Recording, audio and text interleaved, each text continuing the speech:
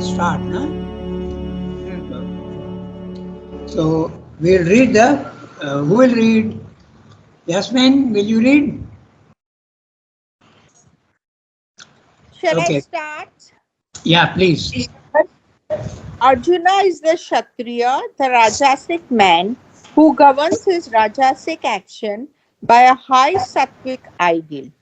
He advances to this gigantic struggle, to this Kurukshetra, with the full acceptance of the joy of battle, as to a holiday of fight, but with a proud confidence in the right courseness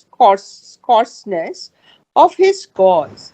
He advances in his rapid chariot, tearing the hearts of his enemies with the victorious clamor of his war conch.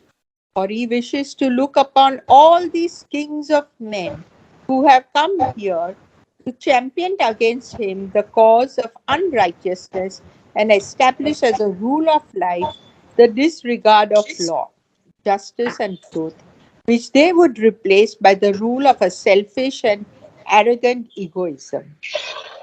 When this confidence is shattered within him, when he is smitten down from his customary attitude and mental basis of life, it is by the uprush of the tamasic quality into the rajasic man, inducing a recoil of astonishment, grief, horror, dismay, dejection, bewilderment of the mind, and the war of reason against itself, a collapse towards the principle of ignorance and inertia. As a result, he turns towards renunciation. Better the life of the mendicant living upon alms than this dharma of the Kshatriya. This battle and action, culminating in undiscriminating massacre, this principle of mastery and glory and power, which can only be won by destruction and bloodshed, this conquest of blood-stained enjoyments, this vindication of justice and right by a means which contradicts all righteousness, and this affirmation of the social law by a war which destroys in its process and result all that constitutes society. Yeah. So this is again Surendra is stressing the importance that a man who is in a normal condition, not a spiritual man, nor even a thinker, he is not even a thinker, he is a practical man, he is a Kshatriya. At some point of life, in for everybody, when you are in the body mind life, a crisis will come which will make you turn upwards. Okay? It may take a long time, you may struggle, so there is what war of reason. You believe you will be full of doubts and all that, but to everybody, a time will come. So this is Arjuna is facing a situation that everybody will face at some point or other in life. Okay, we take it for granted that everything is okay, everything is going smooth, but suddenly one day something will happen which will jerk you out of your very, very comfortable zone. Okay, you will see, you will start realizing that there is much more to life than what you had taken for granted. So this is what he is saying. So Arjuna is a Kshatriya. See, Surendra is repeating this again and again. The spiritual man's problems are different, but the problem of the practical man in the physical world, but who is not absolutely ignorant and living at the bodily life level, but he is living at the not even fully mental life, but he is a physical vital man who is using his principles of justice and righteousness and all, which is slightly sattvic principle. So that's what Swami is saying. He is mostly a rajasic man, but with a little touch of sattva in him. He is not absolutely sattvic. So I read the sentence. Arjuna is the Kshatriya, the Rajasic man who governs his Rajasic action by high sattvic ideal. And what is that high sattvic ideal? It's a moral concept that I have to fight for protecting the those who are to be protected. I have to fight for justice. I have to kill the evil. This is the dharma of the Kshatriya. Yeah, that's right. He advances to this gigantic struggle, to this Kurukshetra, with the full acceptance of the joy of battle as to a holiday of fight. Holiday of fight we have discussed before also. Uh, uh, it is in the Gita there is no question of the holiday, but Srimdo adds a little bit of touch because he says, I could not understand this long time. I asked many people, how is Srimdo translating the holiday of a fight? But the answer comes elsewhere. A man usually, any man who is sensitive and who is adventurous accepts a challenge and wants to prove that he can get over it. Okay, so this is the, and they actually enjoy also the struggle. So this is the Kshatriya. He is fully aware of what he has to do and he does not bother too much about the difficulties that come. Okay, so they enjoy what they are doing. The Kshatriya should enjoy actually what his dharma is. That's why it's a holiday. There is a pleasure, there is a ananda in what he has to do. Even the difficulties actually evoke in man a sort of a sort of ananda, okay, sort of satisfaction. So that's why he's saying holiday of a fight. But with a proud confidence in the righteousness of his cause. He is absolutely convinced that the opposite are fighting for evil and that he is fighting the for the good, for the virtue, and they are on the side of sin. But there is one interesting thing if you notice how in this physical world the principle of dualities are there. Even on the Kaurava side, there are so many who are of a very high level. Like look at Bhishma, okay? He is so praised. Look at Karna, okay? Look at Dronacharya, who is who is the precept of the Pandavas as well as the Kauravas. So this world is a mixed world, the dualities. That's what is also indicated by this division of the in the Kauravas and the Pandavas. So now confidence in the righteousness of his cause.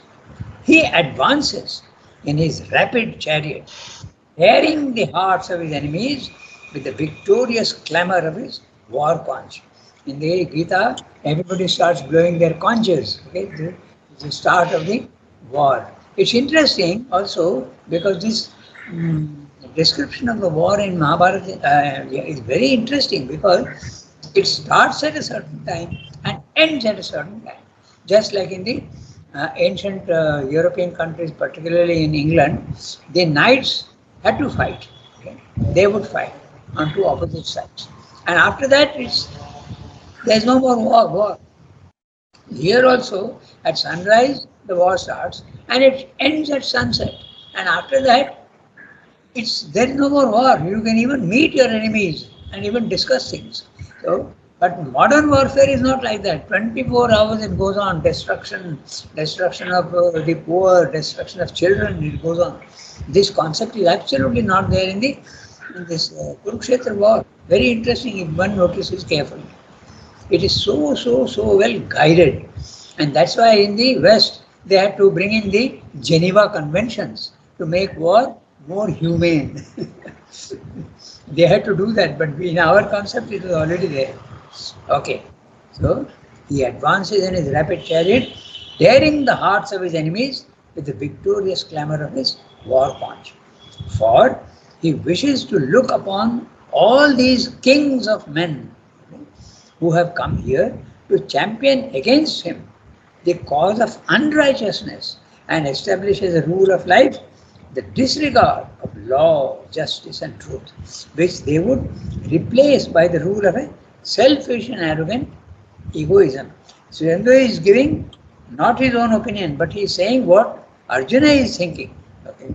So Arjuna is thinking that this is I am fighting for truth and the others are fighting for the untruth, falsehood.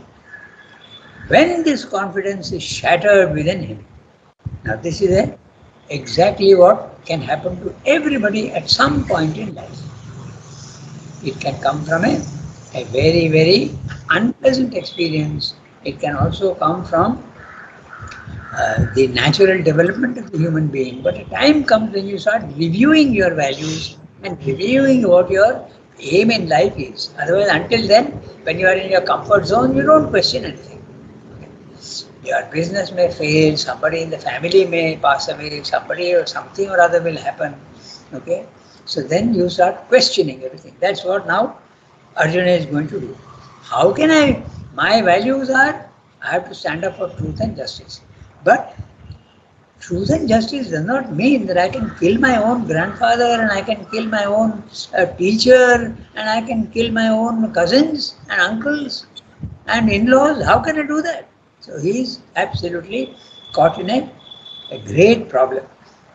When this confidence is shattered within him, when he is smitten down from his customary attitude and mental basis of life, it is by the uprush of the tamasic quality into the Rajasic man, inducing a recoil of astonishment, grief, horror, dismay, dejection, bewilderment of the mind, and the war of reason against itself, a collapse towards the principle of ignorance and inertia.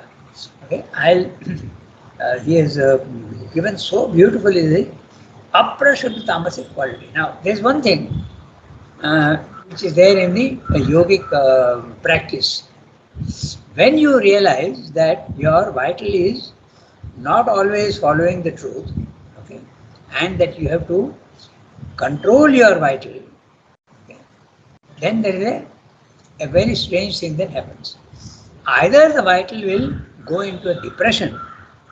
Okay, all that I thought until now was right, now I find that it is wrong. So what can I do? I can't do anything, I am helpless. It will go into a depression. It will fall down. That's what is happening to Arjuna.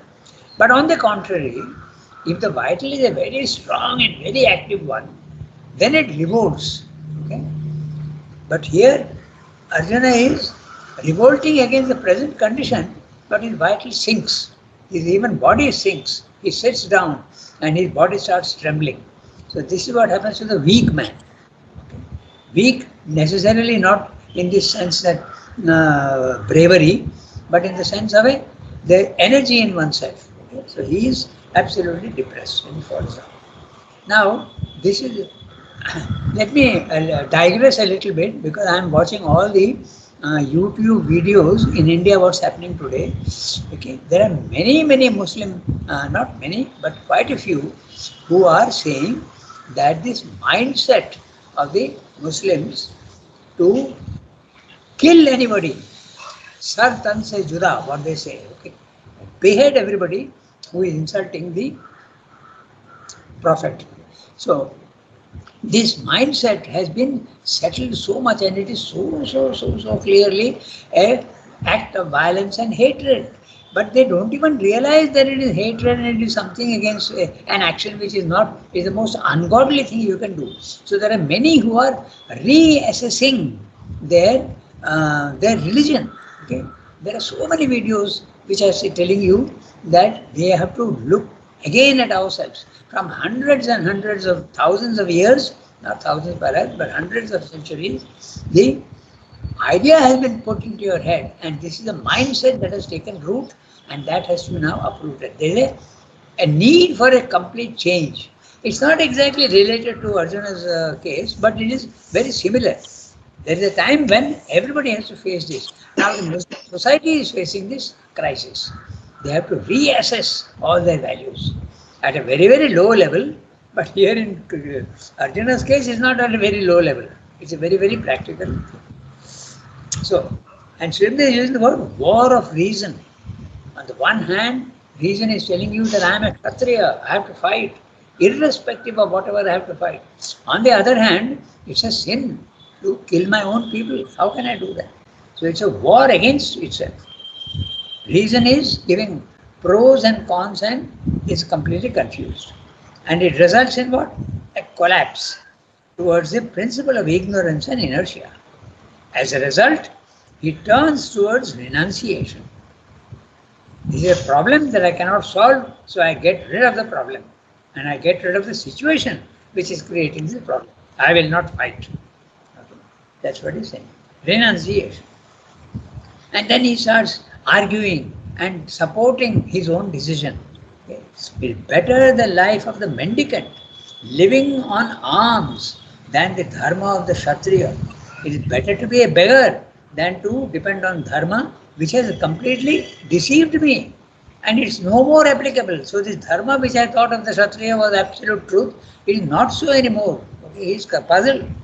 This battle and action culminating in indiscriminating massacre. How can the Kshatriya principle justify mass killing? It can't be possible.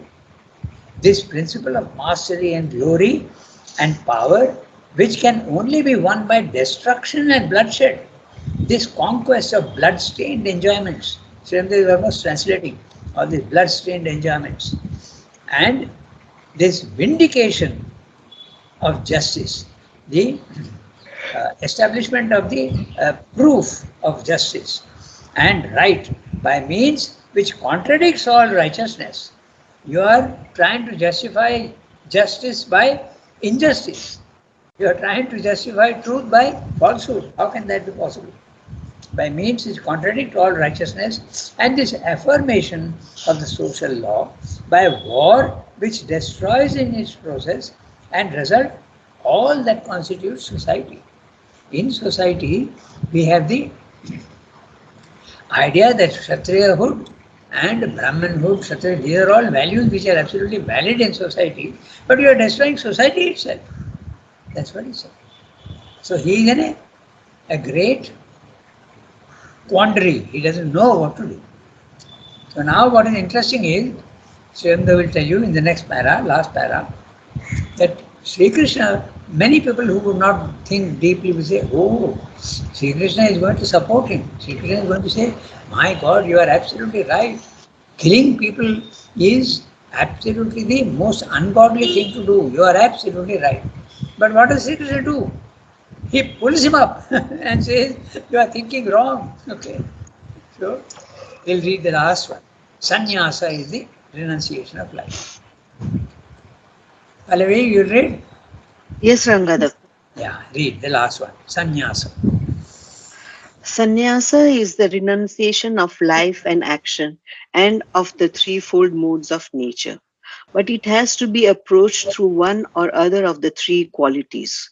The impulse may be tamasic, a feeling of impotence, fear, aversion, disgust, horror of the world and life, or it may be the rajasic quality tending towards tamas, an impulse of weariness of the struggle, grief, disappointment, refusal to accept any longer this vain turmoil of activity with its pains and its eternal discontent. On the or the impulse may be that of rajas tending towards sattva, the impulse to arrive at something superior to anything life can give, to conquer a higher state, to trample down life itself under the feet of an inner strength which seeks to break all bonds and transcend all limits. Or it may be the sattvic, an intellectual perception of the vanity of life and the absence of any real goal or justification for this ever cycling world existence, or else a spiritual perception of the timeless, the infinite, the silent, the nameless and formless peace beyond. The recoil of Arjuna is the tamasic recoil from action of the sattva rajasic man. The teacher may confirm it in its direction, using it as a dark entry to the purity and peace of the ascetic life. Or he may purify at once and raise it towards the rare altitudes of the sattvic tendency of renunciation. In fact, he does neither. He discourages the tamasic recoil and the tendency to renunciation and enjoins the continuation of action and even of the same fierce and terrible action. But he points the disciple towards another and inner renunciation, which is the real issue from his crisis, and the way towards the soul's superiority to the world nature, and yet its calm and self-possessed action in the world. Not a physical asceticism, but an inner ascesis, is the teaching of the Gita. That last sentence is the kernel actually of the Gita. Not physical asceticism, but an inner asceticism is the teaching of the Gita. In fact, in the Gita, the first word we have used in this paragraph is sannyasa. But there is another word, tyaga. So there are two ways of doing things with sannyasa. That means the rejection. So it can be done by, yeah, tell me. Ranganath, sannyasa and tyaga is almost the same? No. But yeah, in the normal language, it is the same. Okay, giving up. Same. But the question Yes. is the subtler issue in the Gita. What are you giving up? And that's the whole question. Okay. Mhm. So the first one is you are giving up the physical world. You are saying all the values of the physical world are real. I withdraw into the mountain. I withdraw into the cave. I go into the forest. I want to have nothing to do with life, which is producing all these problems for me. So why should I remain in a place where I am having problems? I want to get rid of the problems, and therefore I get rid of the world itself. That is one. But the other one is you cut the connection psychologically within yourself, and then you That is continue to, yeah, then you continue that to is remain, more tyaga. yeah, That is called probably, tyaga okay, more. yeah, sannyasa, so putting down, sannyasa. So nyasa is putting down, okay, to place, nyas. Actually, that's what it means. So you can interpret in two ways. And now Srimda is saying the sannyasa, the rejection, can be done by the three powers of sattva, rajas, tamas. And it's a very interesting thing what he's saying. Finally, he tells you, he identifies Arjuna's recoil, what is the nature of that recoil. So let us see what he's saying. There are many, many interesting gradations. Sannyasa is a renunciation of life and action and of the threefold modes of nature. Threefold modes of nature. Threefold modes of nature? Sattva, Rajas, Tamas. In other words, they correspond to the mind, the vital, and the body. These are the three modes of nature. Later on, in towards the end of the para, also he has used the word world nature. So, world nature is again Sattva, Rajas, Tamas, because there is a divine nature which is up. Okay, that is para prakriti, and world nature is the apara prakriti, the one that is below. Okay, that is nature. Nature below the world nature is unconscious and mechanical energy. But at the higher level, it is not mechanical and it is not unconscious. It becomes a divine mother, the power which is fully conscious of itself, and it is got knowledge and consciousness. It is not mechanical at all. Okay. So he is using the word here very clearly. Three modes of nature. So that's the sattva, rajas, tamas, the gunas of nature. But it has to be approached by through one or other of the three qualities. So now the rejection of the world can be tamasic. So the impulse may be tamasic. A feeling of impotence, fear, aversion, disgust, horror of the world and life. It can happen to a yogi also that he rejects the physical world because he finds it full of falsehood, evil, perversions, so he gives it up. So this giving up is a tamasic one. You withdraw with a disgust. This way is saying it's tamasic. Okay. It may be that one. Feeling of impotence. I can't deal with this problem. It's impossible to deal with the problem because the world is permanently imperfect. How to deal with it? I withdraw. Fear, aversion, disgust, horror. So it can come from any of these. A feeling of impotence or even a fear, my God, such a huge problem, how am I going to do it? Okay. Aversion, a disgust for the perversions and the falsehoods of the world, a disgust, horror of the world and life. Or the second type of rejection may be rajasic quality. Okay, or it may be the rajasic quality tending towards tamas. So it's a rajaso tamasic withdrawal, and his description is that it is usually an impulse of weariness of the struggle. You have tried to solve the problem. Okay, so it is rajasic. Then ending in impulse of weariness of the struggle, grief, disappointment, refusal to accept any longer this vain turmoil of activity with its pains and its eternal discontent. I have tried so much to do something, I have tried so much, but I have failed. So, eternal discontent. It is only going to produce a dissatisfaction. So, I withdraw. That's it. Rajaso tamasic withdrawal. It can Sridhar's description is very, very good because very, very detailed, because that's exactly what happens in yoga also. You turn to yoga because of all these things. Suddenly someone in the family dies and then you say, I don't want to have anything to do with it.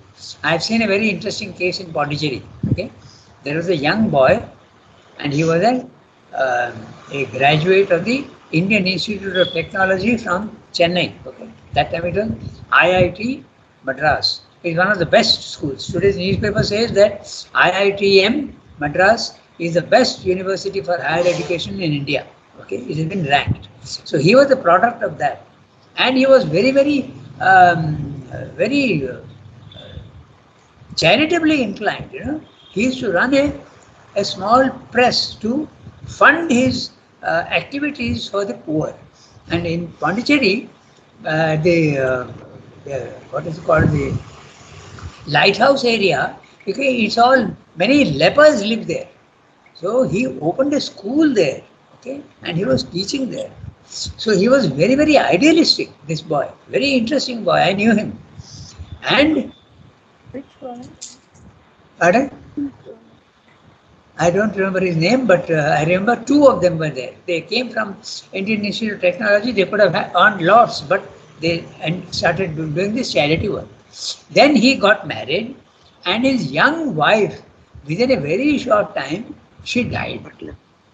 So here is his crisis. Okay, it actually happened.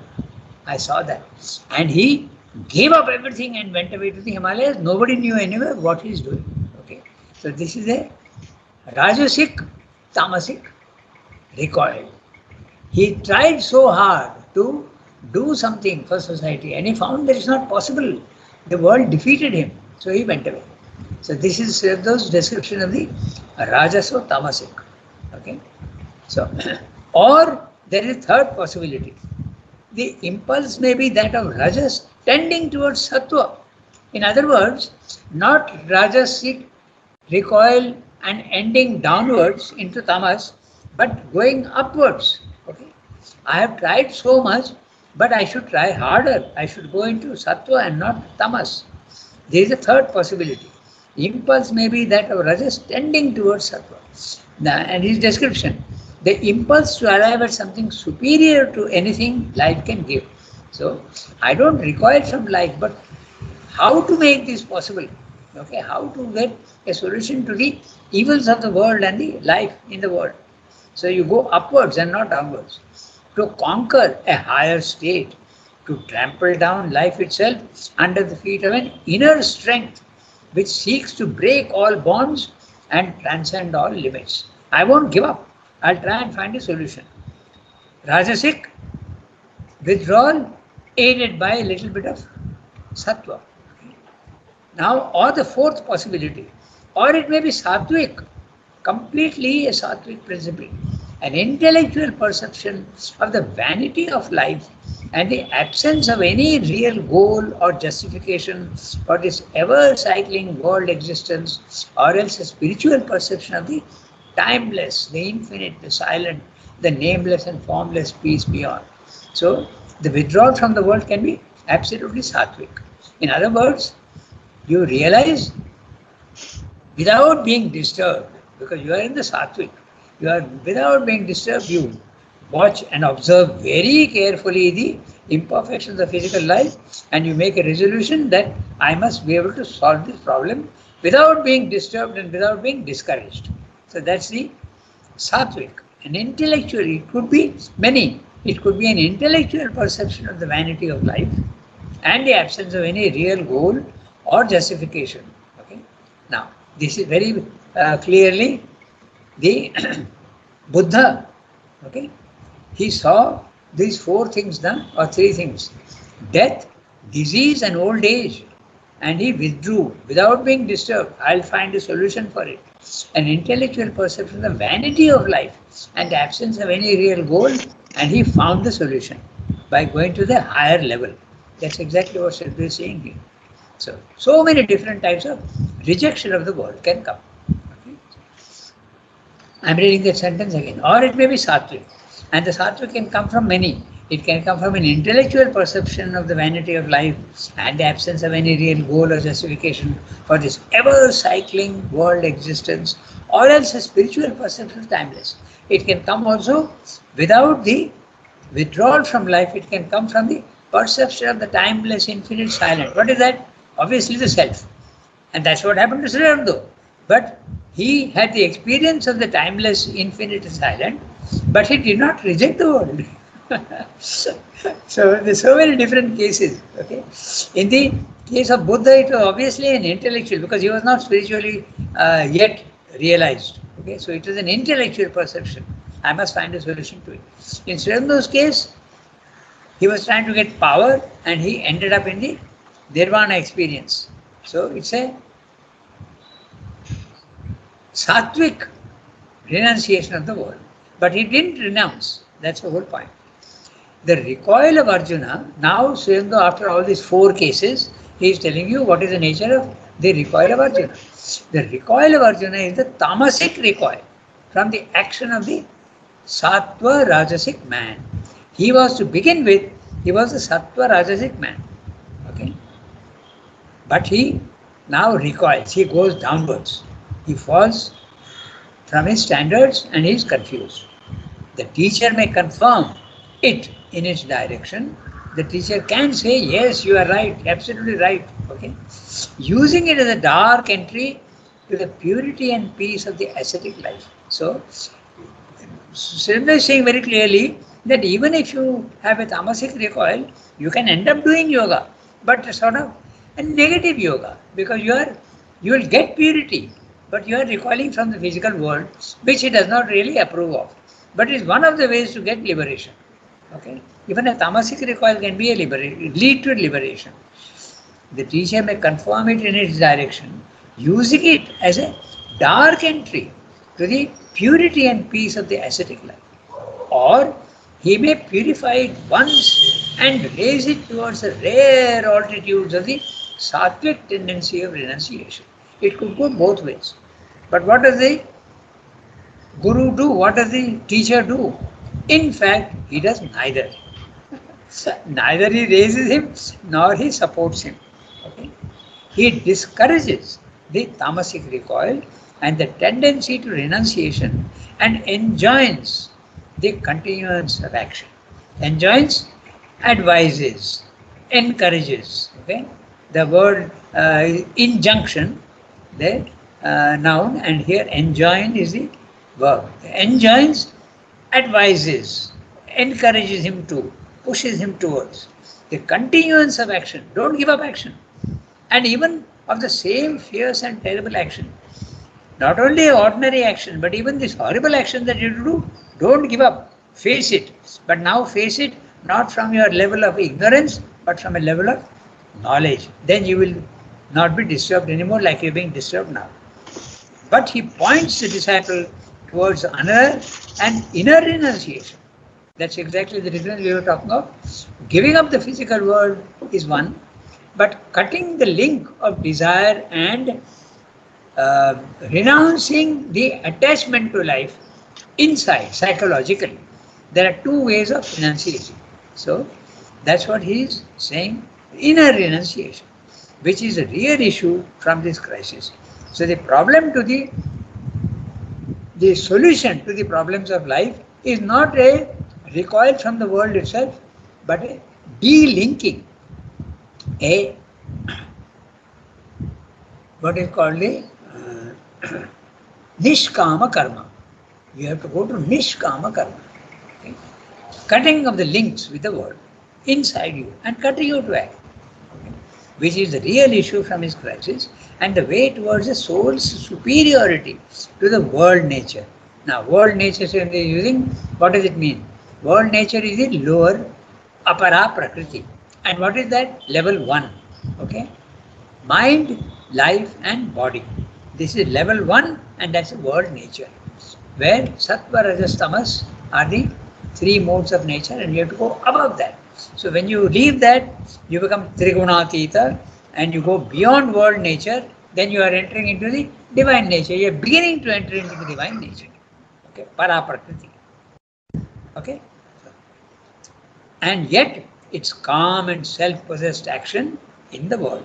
When we are identified with the body mind life, our action is full of energy, but also desire, attachment and ego. But when you are outside your body mind life and you have gone not in world nature but in spiritual nature, then your action can become absolutely calm, quiet and not at all disturbed. This is what Sridhar is saying. So the last sentence very clear, not a physical asceticism, but an inner ascesis. Ascesis, the word is a Greek word, and Sridhar, you know very well, he was very, very fond of Greek. Okay, so ascesis is a purification, inner purification by suffering and by a tapasya. So you could use the word ascesis as a tapasya. Not a physical asceticism, but an inner tapasya is the teaching of the Gita.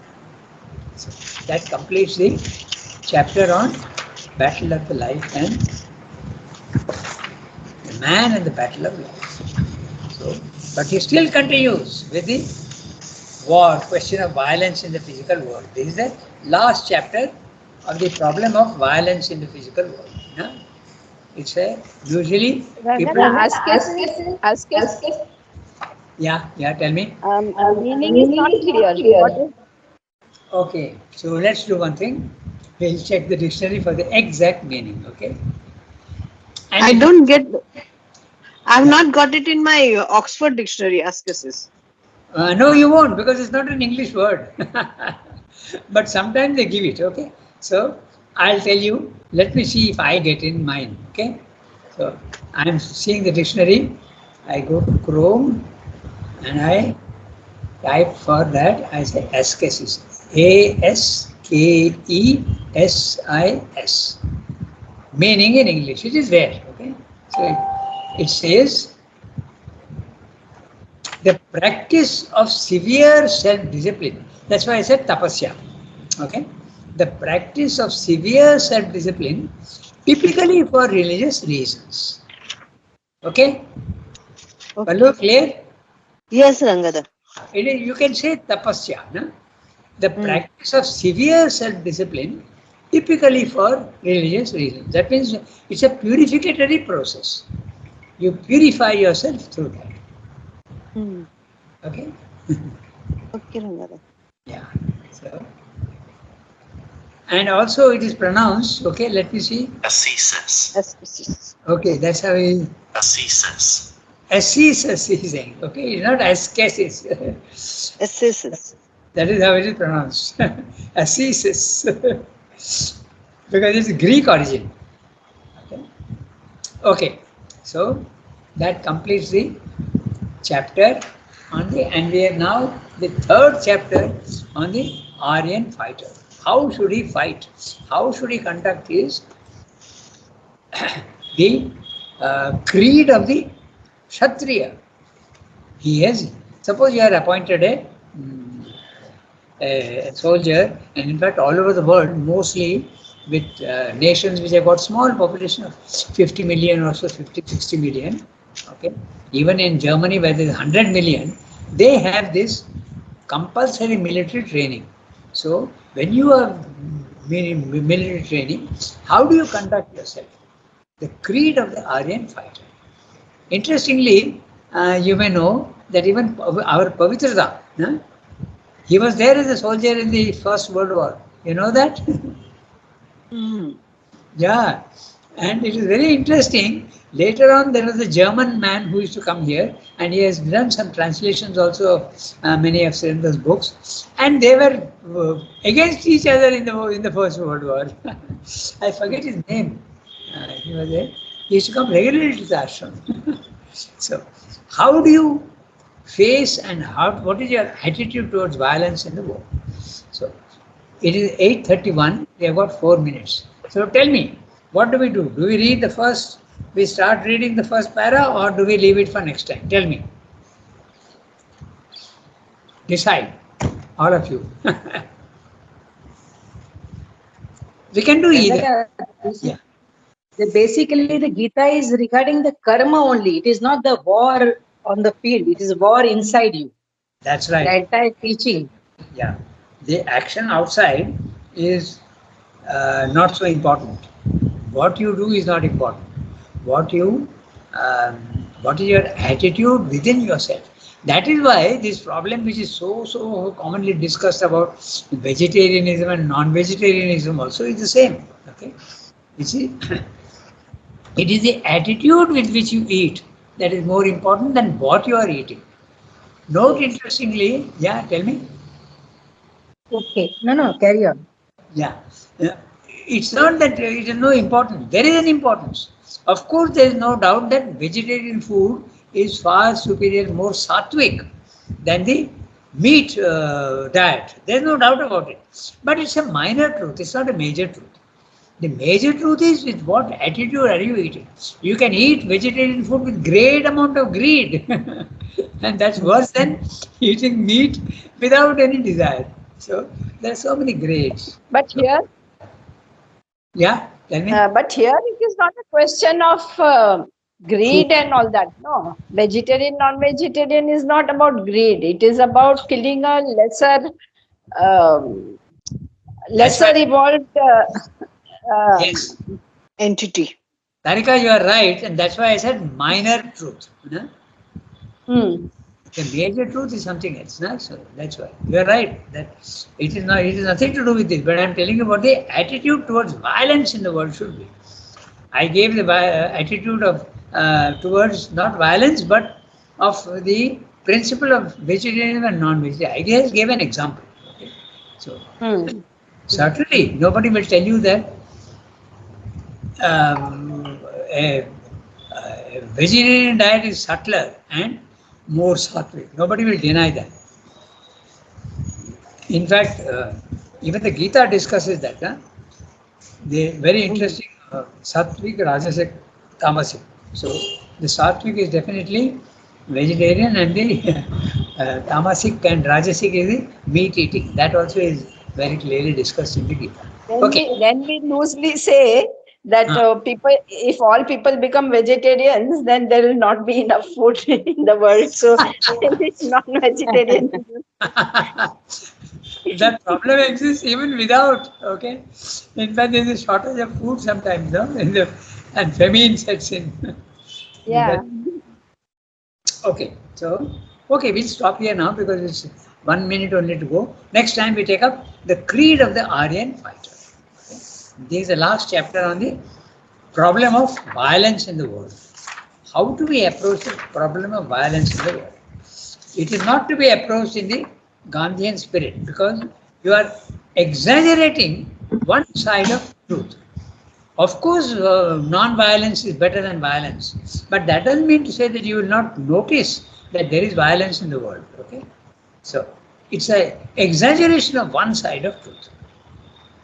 Non-violence is an exaggeration. There are many religions which stress ahimsa, and even our Hindu religions also. Ahimsa is very important. It depends at which level you are. Okay, so we stop here today, and Sunki, you'll put the on chat. You put it down. Okay. Yes, I will. Yeah. Okay, Chapter. Urva Rangada, buongiorno. Okay. Bye. Thank you, Rangada. Have a nice